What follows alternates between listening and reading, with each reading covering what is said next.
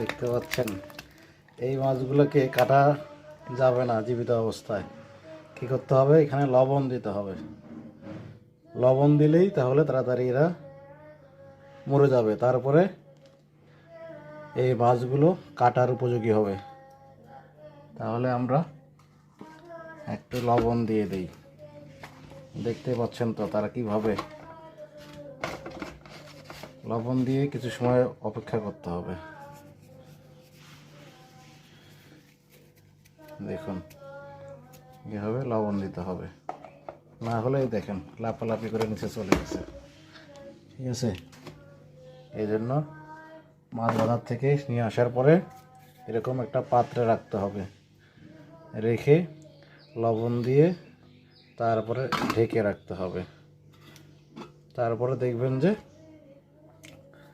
তারা মরে একদম টনটনা হয়ে আছে। তখন আপনি মাছগুলা সুন্দরভাবে কাটতে পারবেন। শিং মাছ বা যে কোনো মাছ